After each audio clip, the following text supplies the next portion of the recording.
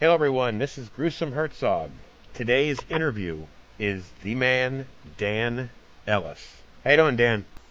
Mm, I'm good. I'm good. Excellent.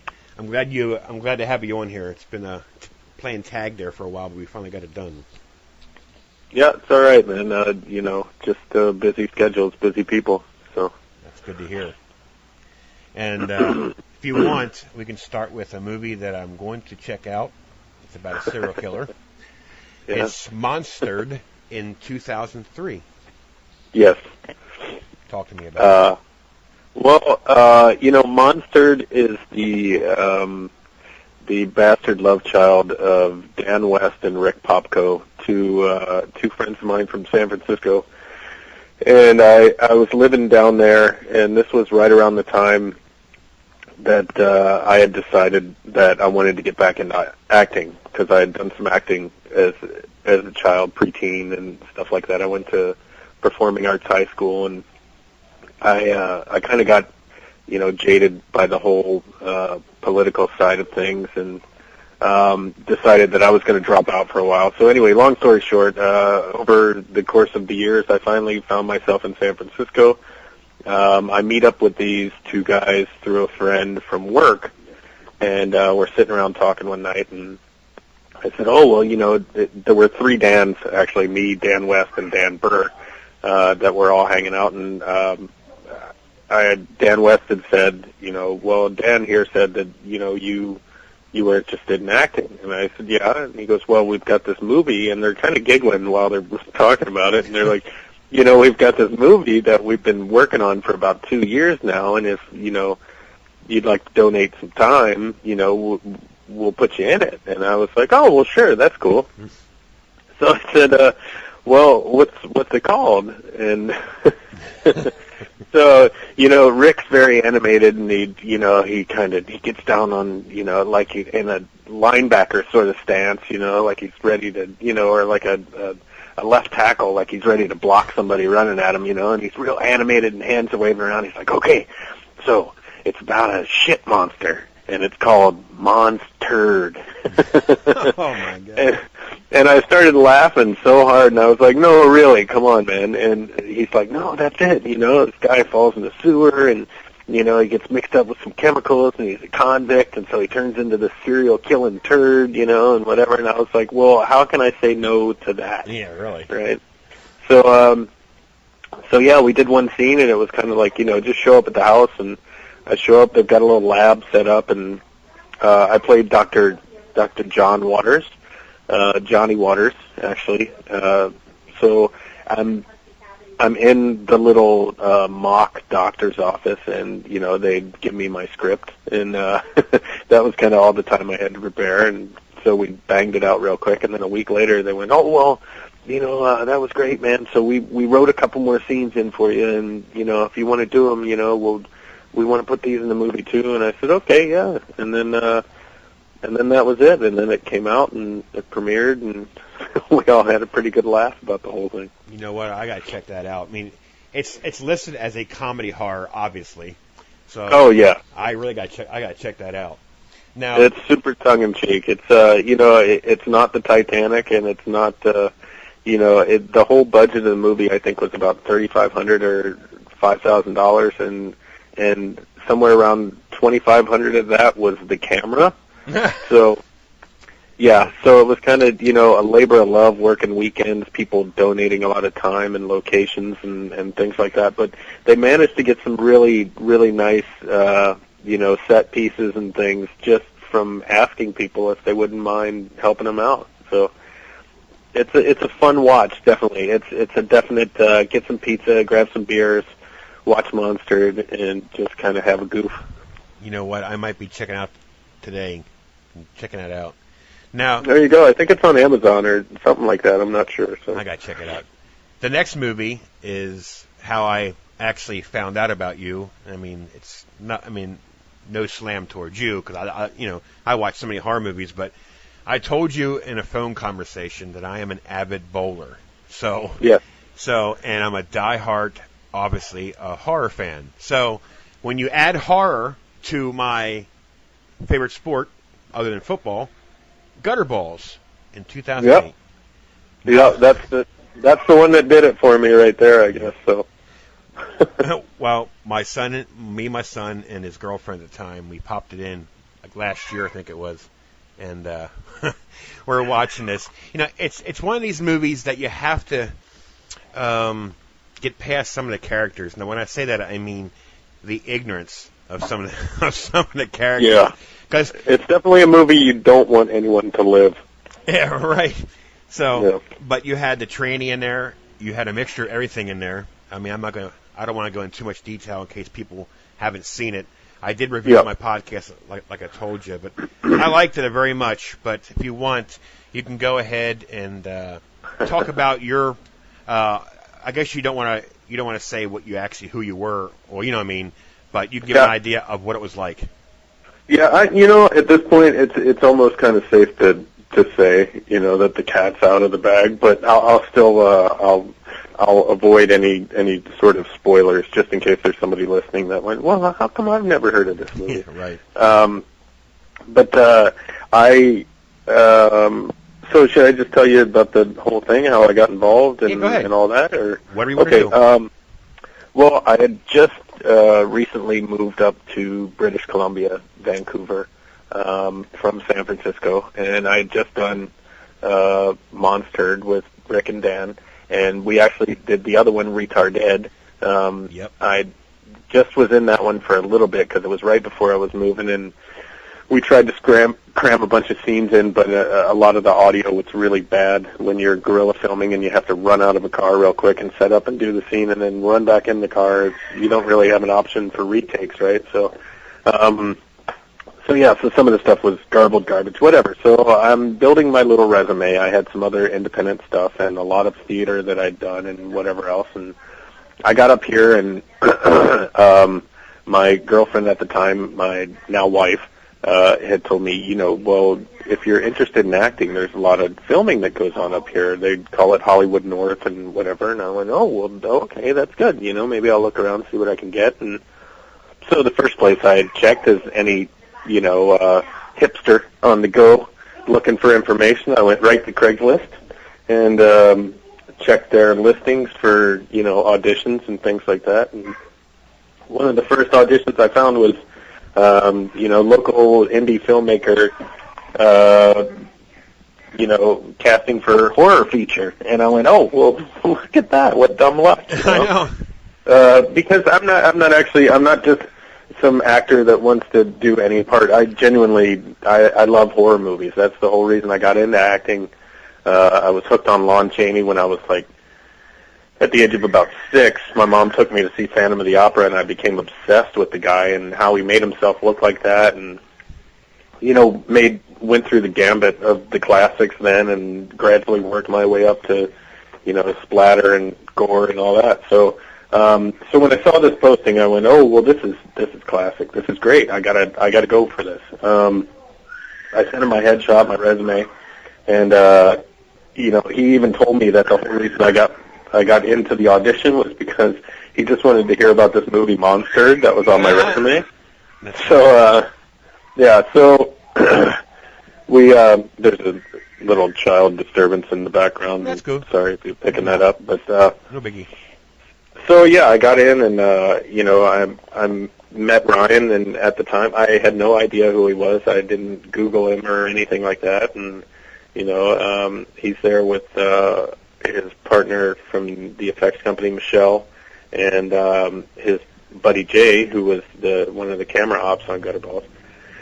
So they're there. He gives me the sides, and he says, 10, 15 minutes, I'll be back. I'm thinking he's an older guy, probably walks with a limp, whatever else, and I was like, okay, I know what he's going for.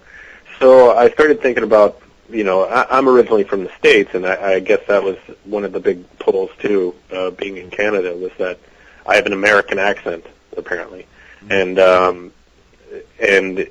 that was something they wanted. He really, once he found out I was American, he really wanted to kind of see what I would do with the character. So I referenced the janitor that worked at one of the schools I went to, And this is an old crotchety kind of guy, redneck dude, real piss and vinegar, don't take shit off nobody, doesn't sugarcoat stuff, kind of tells you how it is, And I was like, okay, well, that's the kind of guy I'll go for. So I went in and I did the little spiel, and Ryan's like, okay, he's like, okay, well, let's read that again, but this time read these sides and whatever, and I'll read with you. And I said, okay.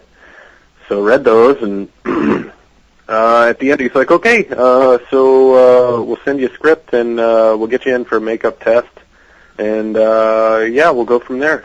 Okay, thanks a lot for coming in. And I was like, okay, and I left, and I went, well, he didn't really say I was cast. Right. So I'm thinking, like, I probably should have just asked outright, because now I'm in this limbo, and I can't really go back in and knock, and, excuse me, does that mean I'm cast? Because then it's like, well, maybe this is how it goes up here. And I'm like, so if I go in and ask, I'm going to look like some sort of douchebag, right? Like, rookie, get out of here. So I just let it go, right? And then about 6 months later, I get an email, and I had kind of forgotten about it, and I'm just like, well, fuck, okay, that's weird, oh, well, I guess maybe some things fell through, whatever, I don't know. I thought the project was done. So I get this email, hey, we're going to have script read, blah, blah, blah, blah, blah. So finally, a year later, we get all the pieces in place, the location secured, everything like that. I guess there was some script rewrites, and they had issues with locations and things like that. Apparently, the original location they wanted fell through at the last minute, so they had to find another one.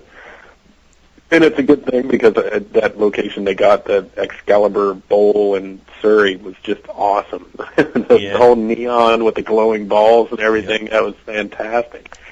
So then we went, and I think it was 15 days of all night shoots, midnight to 8 in the morning. Sometimes they'd let us start a little early, so it'd be like 10:30, 11 to 8:30, 9 in the morning. And that was 15 days. But it had such a creepy feel. But I mean, being a bowler like myself, you sit there and you watch this movie, and then you can feel and sense exactly what the characters are as far as bowling wise. Obviously not the murderer, but it's a neat. All the characters in that movie was off the wall. I mean, very good. Very interesting characters, and some of the kills in that movie are. Wow. I mean, I reviewed it in my podcast, and I just said, look, for all gore fans, this movie you have to watch, because I've seen some kills that was never done before.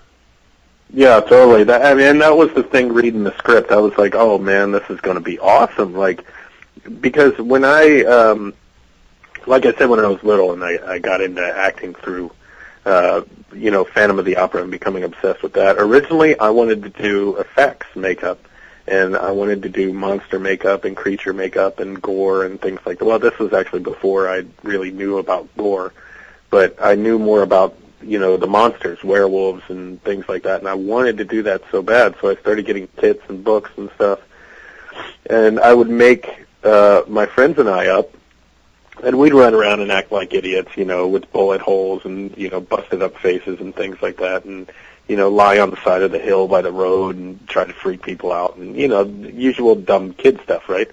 So I realized after doing this for a while, I was like, I'm really having a lot more fun wearing the stuff and being a creature than actually putting it on. Putting it on is kind of becoming a pain in the butt because everybody wants me to do it, and, I just want to wear the stuff too.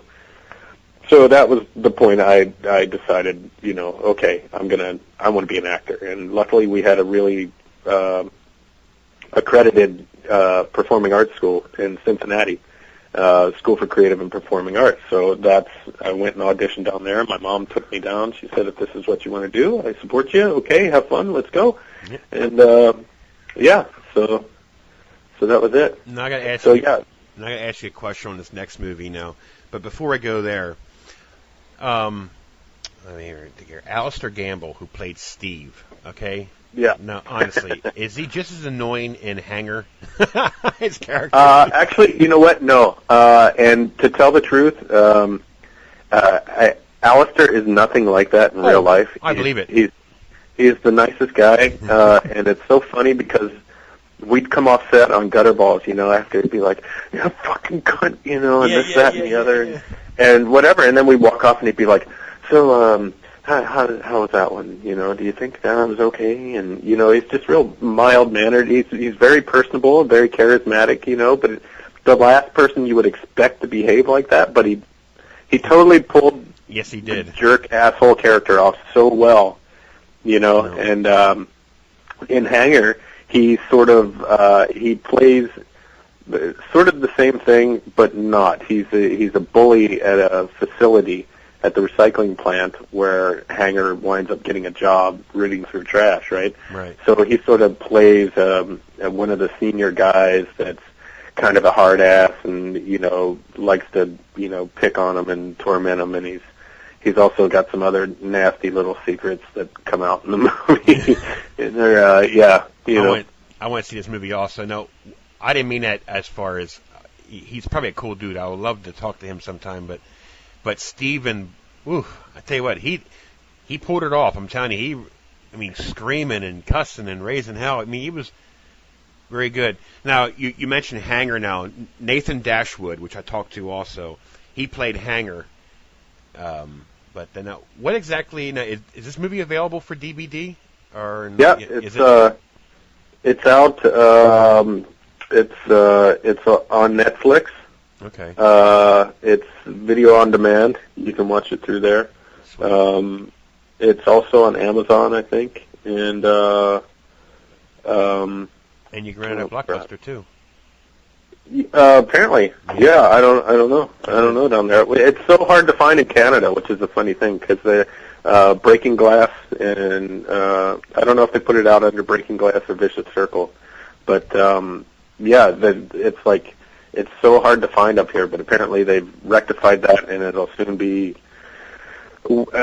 readily available up here in hard copy in Canada. So that's good for all the Canadian people. No. But what was neat about this movie is you had some of the cast members from Gutterballs. You had, of course, yourself. You had Nathan Dashwood, and you also Alistair Gamble, and you also had a legend in comedy horror, Lloyd Kaufman, we had two legends. Yes, we you're had right. two legends. Debbie Rochon. Yep. Rose. Yep. Who is she is an absolute champ. One of the coolest people you would ever want to meet in your life. She's total, just kind of like laid back, whatever. Let's just fucking knock it out and, go have a smoke, right? So that was that was it. But totally, when it came time to turn it on, she was there. Very professional, very personable, and a dream to work with. I was excited about the opportunity. And Lloyd, of course, is another, Uncle Lloyd, as he had all the younger girls calling him on set at some point. Total creepy pervert grandpa, the dirty uncle. Yeah, so he's also a hell of a guy. Did you ever think about your first audition for Gutterballs and you end up doing 3 movies for the same director? I've never really. No, it's never really kind of like, it's just one of those things that Ryan and I sort of fell in each other's lap, and we have a good chemistry offset, and we seem to think alike on a lot of things, and I guess that's what there's a weird relationship, a weird sort of trust that you have to develop as an actor and a director. As a director, you have to trust that your actor is going to show up and be able to give you what you expect. As an actor, you have to trust that what you give to the director will be used in a way that will make you happy, because I've done some smaller things with people with less experience and kind of gone, well, why did, it just, you do the best you can and you hope that they actually do something, that makes you feel like what you did was worth it. I mean, for lack of a better word, I don't want to sound like, I don't want to sound like an ego or a head or anything, but you just you hope like, don't use the shittiest stuff that I gave you because you're going to make me look like a dink, right? So, right. you hope that they take and they take the stuff that you felt was really the stuff you gave 110% and use it in a way that, they don't make you look bad, because basically your livelihood, your career, your hobby, whatever it is for you, is in their hands once you wrap. So that point from, that's a wrap, we're done, that's a film movie wrap, we're finished, everybody go home, I'll see you at the premiere. That time from the wrap to the premiere is probably the worst time in an actor's life if he's seriously vested in the project he's just done. A lot of guys will get done with the project, they'll move on and go, okay, well, I'm done with that, I'm on to the next thing, and not just forget they even did this last project, right? Yep. Well, I'm not like that. I kind of like, if I do something, it's like I follow it the whole way through, I like to know what's going on with it. It's something I had a hand in. It's I feel like I'm just as much a part of the machinery of a movie as I am the finished project, the product, the visual experience at the end, right? Like those people become sort of your family, your extended family, and you make a lot of friends, and there's a lot of emotional investment into this thing just to kind of turn your back on it and forget about it, right? So that period, though, is just so nerve-wracking because you're so stressed out about, oh my God, I've never worked with this guy. What is he going to do? Is this the end of my career? Like that's the kind of thing, right? So when we had the premiere, I walked up to Ryan, I gave him a big hug, and I was like, dude, you can, anytime you need me, just give me a call. And he looked at me right there, and he goes, dude, you're going to be in every movie I make. And I went, oh, okay, whatever, and just kind of laughed about it. And then, sure enough, a couple months later, dude, hey, I'm going to do this thing, and all right, so it turned out to be Hanger. And then after that, hey, man, we're going to do Star Vehicle, and I want you to be this guy. And I'm like, okay. So, we did snap the chain at 3. He just recently did Famine, which I was not a part of, and we were a little heartbroken about that, but it was for the best, and so there was no ugliness there. It just, that's the way it worked out, and that's fine. Well, since you mentioned it, Star Vehicle, no, what exactly is this about? Star Vehicle is about Don Cardini, a driver to the stars. There are Teamsters, usually Teamsters, I think, on every set that work with locations and transportation. They drive the big white vans and stuff around that they pick up cast and crew and drive them from the hotel to set, or from one location to the other, or whatever else, and that's all they do all day. Is they sit in their van, they wait for people to get in, they drive them where they got to go, and then they sit and wait for them to come back, and they do it all over again, and that's what they do all day. So that's about one guy in particular that's sort of obsessed with horror and all things horror, and he's a driver, and apparently he's worked on the larger, huge budget movies, but now he's sort of due to his attitude, and he's kind of spiteful, and he's hated by the whole industry at this point, and he's been sort of knocked down the ranks, and now he's working on lower budget things, and he's not quite getting the A-list gigs that he used to, and he can tell he's sort of being pushed out by, the younger guys are coming in, and so as he's on his way down, he sort of is meeting the next generation on their way up, which is this younger crew of filmmakers and another younger driver. And he gets the job on the set, and it turns out that the lead actress is the object of his obsession. It's this woman named Reversa Red, who's also sort of past her prime, and now she's on her way out, and has once made the larger budget things, and now she's sort of on her way down again into B movies again, sort of back where you start, right? And then, so it's these two sort of on the way down, meeting up finally for the first time, and Don's kind of upset about this gig he gets, and so he arrives, but then he's just kind of snapping at people, and He gets into it with the lodge boy, the guy at the front of the lodge who greets people when they come and go, and helps with your bags, and that's sort of like a bellboy, but right. Yeah. So then he realizes that the Reversa Red is attached to this project because he sees her, but she's not listed anywhere because apparently she has a stalker. So she's sort of going by an alias now, and they all get in the van, and he realizes slowly but surely that this director's a real douchebag, and the people on the crew, they're a waste of time too. They're all kind of, you can see they're up and comers, but they're not really. There's no artistic value to their work. They're just sort of driven by the dollar and distribution and fame and whatever else. So it's kind of him and Reversa are these two sort of dying breeds of fan and performer that are being pushed aside by this new breed of filmmakers and actors and actresses and crew that just don't really have the heart for the movies. They don't really care about them like the way actors and actresses used to back in Don's day or back in Reversa's day, kind of thing. So. Right. So it's this, it becomes a source of tension, and finally things get heated up, and Don gets into it with the director, gets kicked off the set, and at that point he decides that he's not done.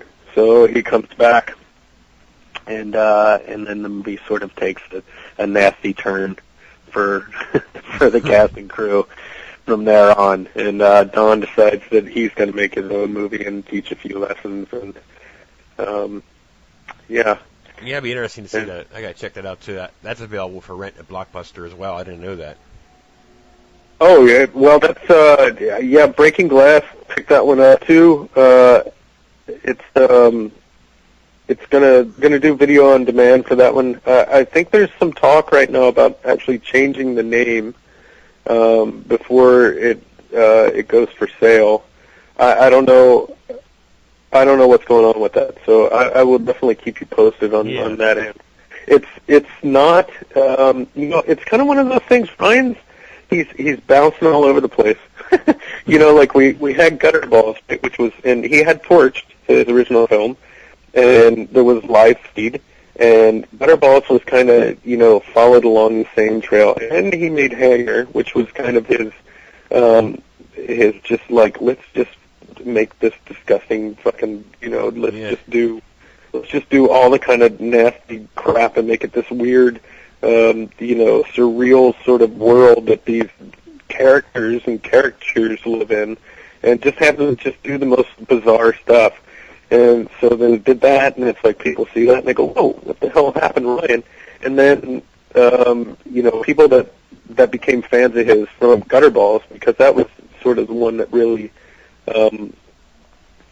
did a lot of good things publicity-wise, and kind of showed like, hey, that was Ryan's. Like, I'm making these movies because I love these movies, Right. And anybody that's worked with Ryan will tell you that he's, he definitely is not in it for the money.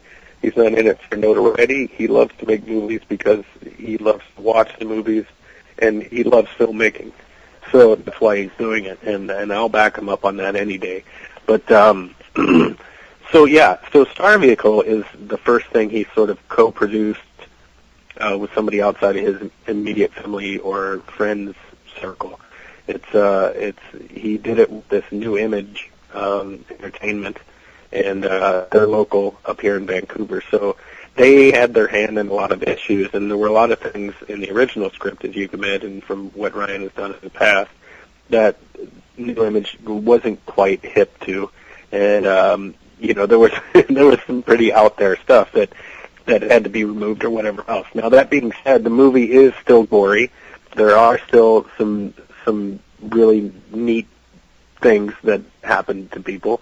If you understand that the whole thing is fake, and you're not watching some sick veg, right? But it's definitely, I think it's more, it's friendlier to a wider market than say, like Gutterballs. You couldn't, if there was a Tupperware party coming on, you couldn't leave that out and have, let's put this in, right? You wouldn't.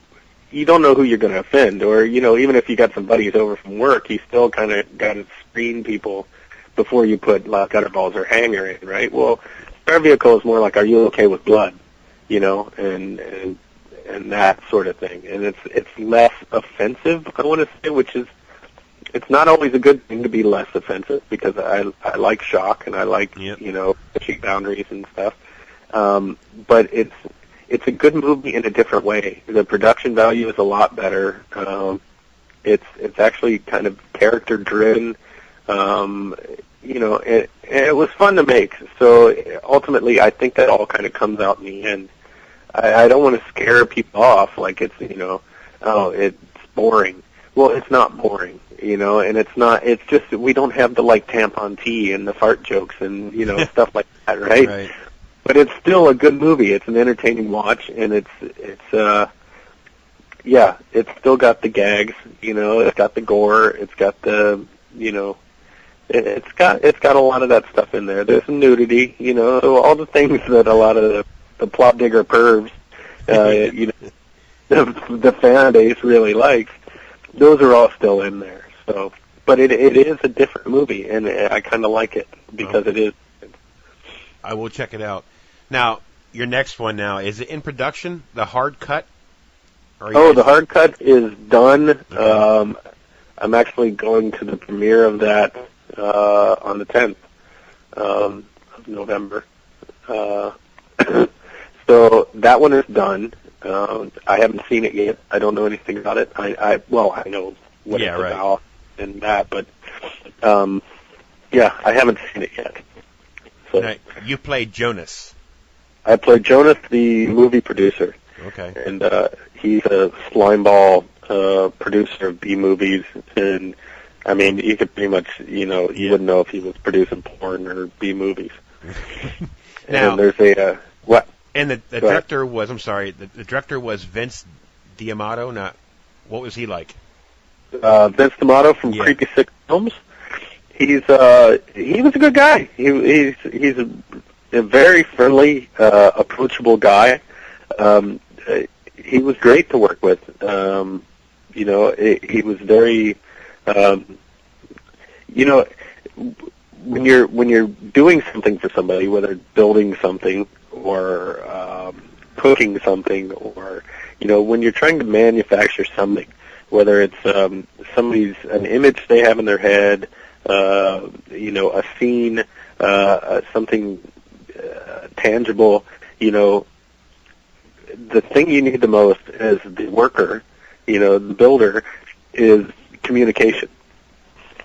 So, Ryan, very good at communication. Vince, very good at communication. So, those are kind of the main things you look for, Can I give my input to you and have you actually listen to it and tell me what you think? Yes, then that's a plus, So Vince and Ryan both have those, and it's like, will you tell me what you need in terms that I understand and I can deliver? Yes, so that's sort of what you look for, Right. And Vince is a hell of a dude. He's awesome. He's fun. He's funny. He's not a kicker, not a screamer, not a Yeah, it makes it a hell of a lot easier when you have somebody that's relaxed but serious. Well, yeah, nobody wants to work with some uptight guy that whispers in the AD's ear, and then the AD comes over and tells you what the director just said. It's like, what's that garbage? Yeah. You can't come talk to me. Right. Yeah. Now, do you have any other projects coming up after this, or are you on the waiting list?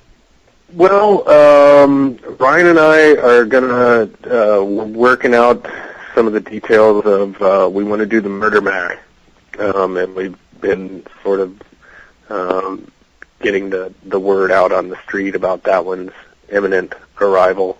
We're just getting all the details of the script finished right now.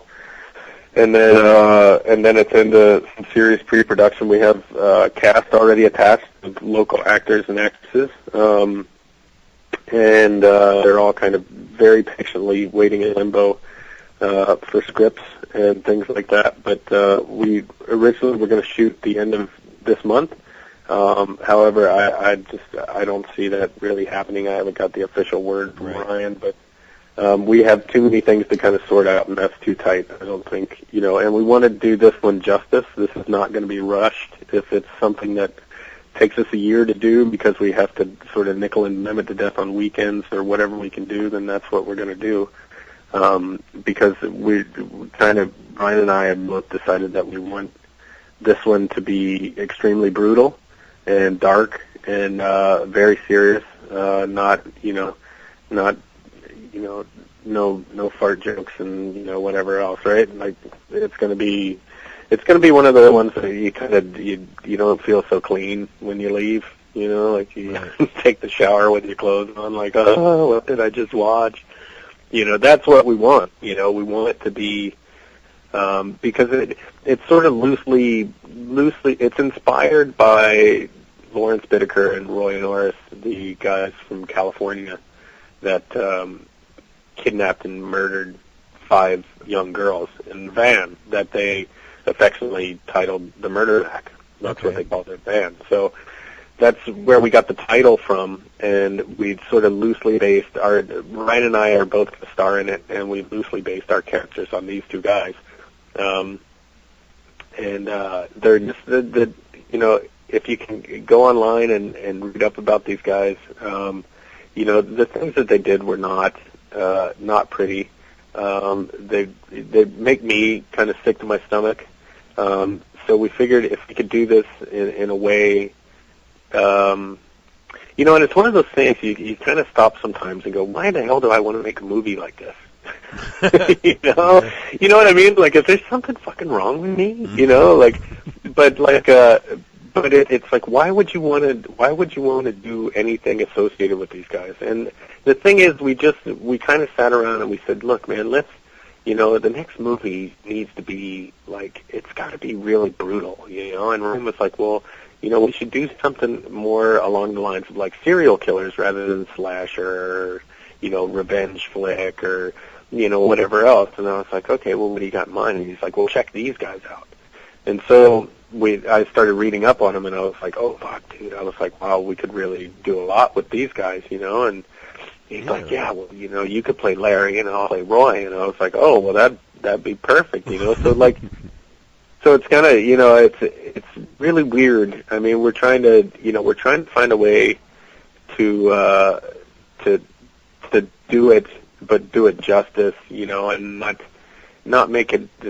We're not going for camp, not going for like tongue in cheek, but if there's humor there, it's just because it's a normal everyday humor that you might have talking to your friend or whatever else. Just we want it to be a snapshot inside the lives of 2 extremely fucked up people, right? That do extremely fucked up things, right? So.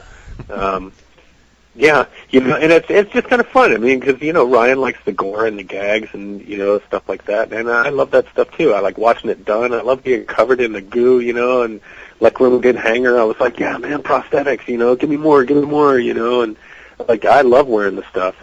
Taking it off is not so nice. Putting it on and wearing it, awesome. So yeah, so this one's going to be, I mean, it might be a while before this one comes out because we both really want to do this one right, and we want it to be, we want it to be right. It's never good to rush. No, never. Well, one thing that the listeners might want to know about you is you're born in Cincinnati, Ohio. I hate you already because I'm a Steeler fan. No. Right. No, but you also served 4 years in the Navy during the Gulf. I did. Yes, I did. Very proud of you. Thank you. Thank you, sir. Yeah, I went there the first time in Operation Desert Storm.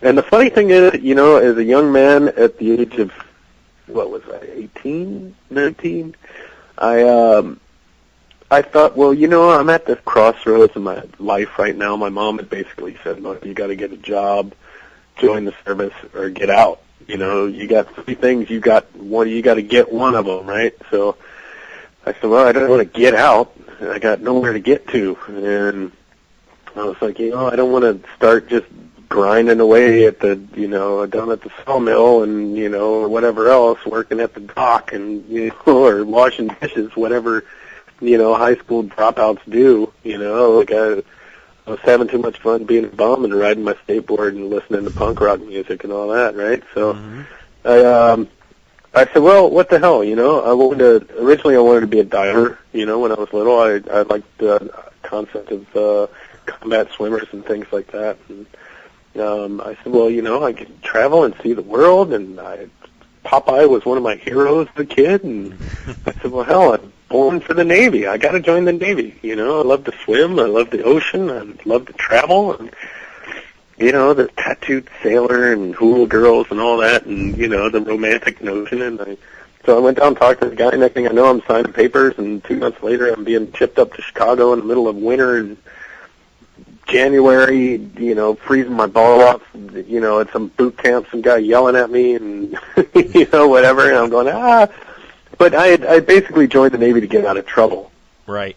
What's the thing? I was hanging out with kind of a seedy crowd, and we were starting to get into some slightly seedier things, and it was kind of that point in my life where I think if I had made another decision, either I might not be here, or one of those, like I'd be incarcerated, or I'd just be, in some little rancid, rat-infested shanty down by the river, right? Down by the river. But so I joined the Navy, and everything's going fine, and I'm meeting people, and everything's going great. I get to my first boat, and I'm on a boat, and we're cruising along, and then all of a sudden it's, hey, we're getting underway.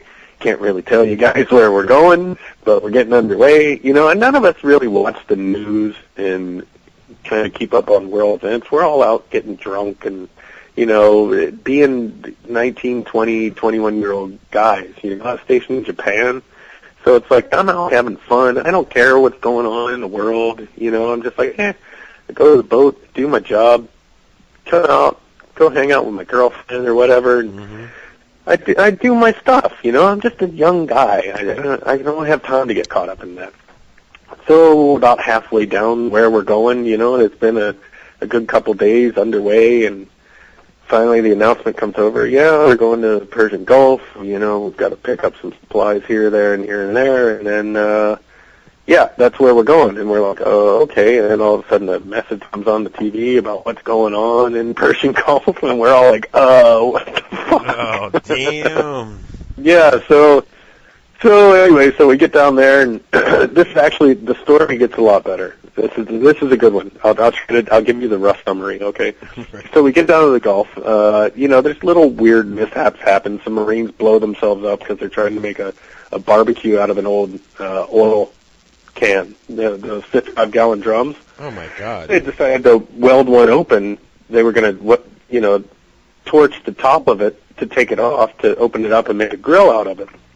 They're torching it up. Apparently it still had stuff inside. It blows up, like two guys get really fucked up, whatever. Jesus. Sounds like dumb stuff we do. So, yeah, anyway, there's, so we're coming back. Actually, on the way down to the Gulf, we pull into Okinawa.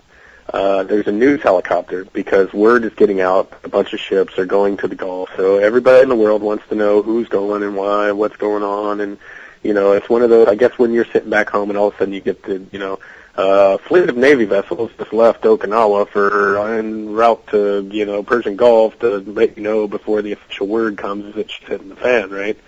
So the news helicopter's going around, and we're doing a brief on the bridge, and all of a sudden we hear, what? And we looked out, and it's as if somebody had just grabbed the propeller, and the helicopter was spinning around instead of the propeller, right? Oh, my God. But it's still hovering there. And all of a sudden the thing just sort of flips over on its side and goes right into the wall. The entire crew, everybody in that helicopter died. Oh, my God. So, so that's not a good sign, right? So, we get, it's a real, I look back on things like this and I go, it's no wonder that I have some of the issues I have today. So we get down there, Marines blow themselves up. We come back. On the way back, we in the Philippines.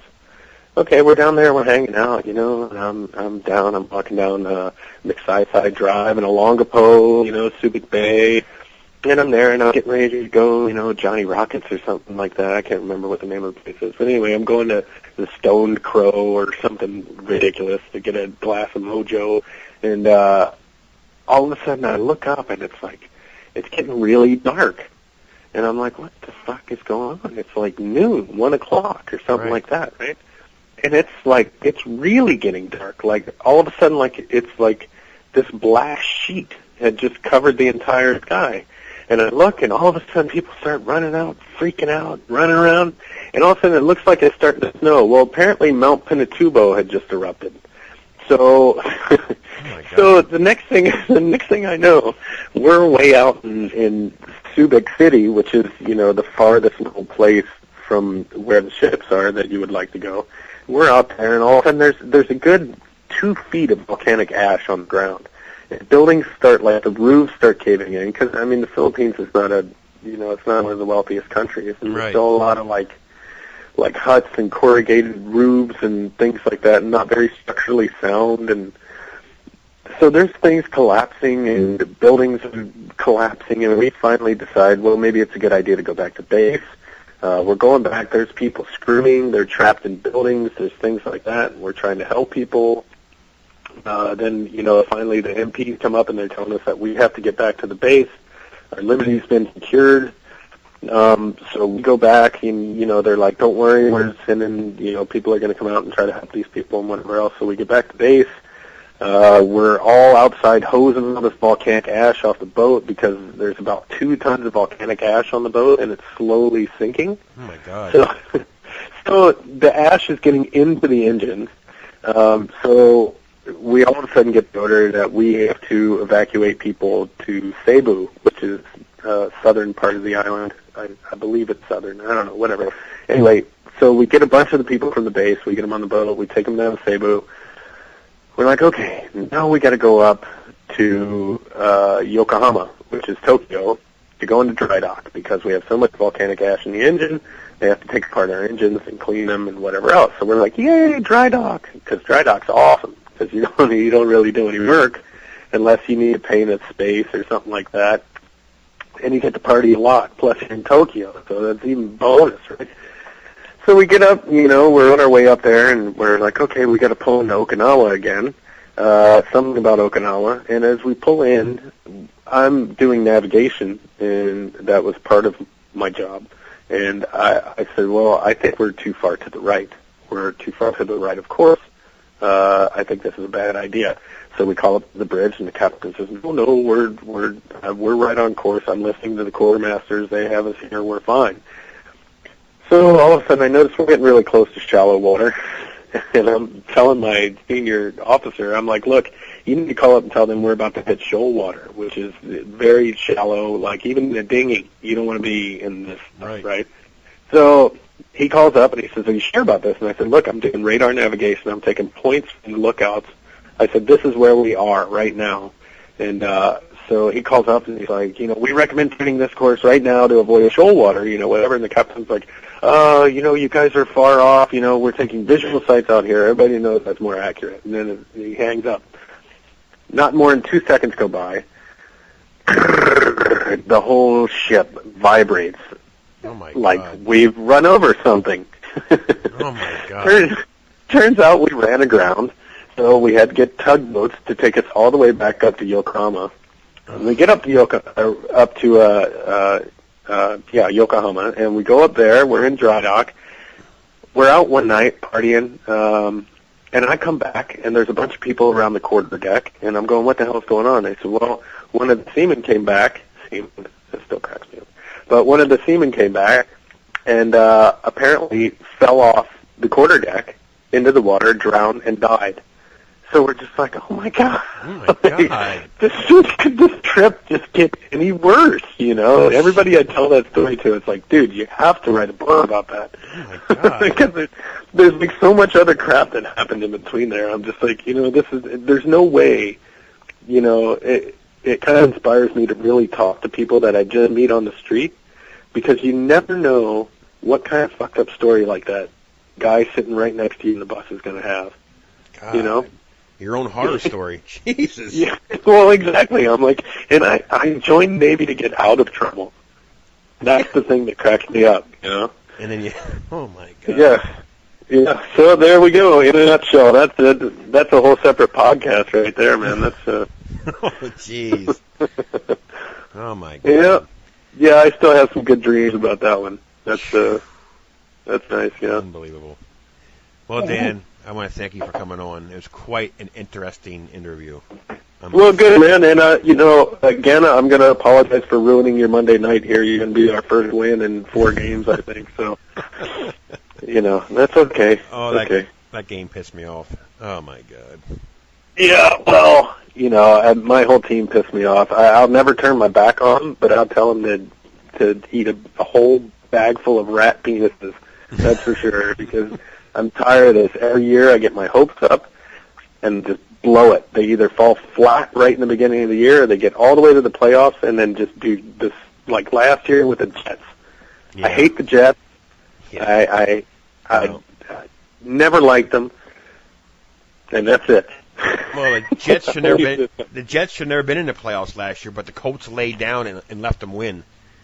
That's what pissed me off. But yeah. Anyways. Yeah. All right, Dan. That's a whole other podcast there too, I'll tell you. Oh yeah. All right. Well, anyways, if anything else comes up in the future, feel free to give me a ring. Be interesting to talk about it. Yeah, man, I'll keep you posted, one way or another. I'm on the Facebook as well, so anybody listening, if, just send me an invite. I don't care. I'll talk to anybody, man. I ain't proud. Hey, you know what? The more you communicate with your fans, the better it is. You know that? Well, I don't really think of them as fans. I think of them as friends and people with common interests, right? Yeah. Because we all love horror, and that's what it's about. Yep. Got it. So yeah, what's the last big name movie that I watched was The Crazies, and I loved it. Yeah, I thought that was good. That the last remake that I actually thought was really good, and I would put in my top 3 remakes ever was I know somebody's going to torch me for this one, was The Last House on the Left. I loved it. I thought that was excellent. I thought they did a great job with that. So did I. I totally agree. It's probably one of the first and the best revenge movies I've ever seen. The original of that back in '72, it's obviously different, that the new one is, but I like the new one better for the simple fact is, I don't know who didn't see it, but I'll just come out and say it. I don't care. In the original, the girl was killed. In the in the remake, she wasn't. Right, that's the thing I didn't like either. I was like, I don't know. I didn't like that, and I didn't like. The thing in the original was that the revenge was premeditated. Yes. Whereas in the remake, it's more reactionary. Yes. It's more they're sort of reacting to the situation instead of planning it, and I liked the planning part. I thought that was excellent. Some neat kills in there too. Yeah. But now, I must say one thing. At the end of the movie, it didn't quite make any sense with the microwave. Yeah, everybody kind of scratched their head at that one, but it's like that was overkill, if you ask me. But. Yeah, I don't even know if you can really do that, can you? No. Yeah. I mean, I understand that because I had some people go, well, why didn't the guy just get... I'm like, well, because he paralyzed the guy, right? So they're like, oh, okay. And I'm like, well, I don't know. Can you just leave and take the door off of it and rig it to run like what the guys in the electrician too? Or like, I don't think so. Whatever. I don't think that would work. Anyway. But it was cool to watch. Yes, I love that movie. It's just like Jason X. Is the space one, right? Mm-hmm. Terrible movie. One of my least favorite of all the Jason movies. Yes, mine too. The scene, well, that and Jason Takes Manhattan. Yeah. That's the close tie there. Yeah. Yeah, but when he dips the girl's head into the liquid nitrogen and then smashes her head on the counter, one of my favorite scenes of any horror movie ever. I love that part. I don't know why, but every time it's on, I'm just like, woo! I know. Yeah. Okay. Yeah. Well, thank you very much. Hey guys, check this out. 119, what the fuck is that about? It's a glitch. There is no BBK. You don't know who or where this person is. People don't just vanish into thin air. It's a fucking bowling alley, for Christ's sake. Oh my God, everything's fucking gone! Guess it's safe to say that BBK won this game. Fuck the game! Fuck BBK! And fuck this fucking bowling alley! Yo, this night is getting pretty fucking interesting.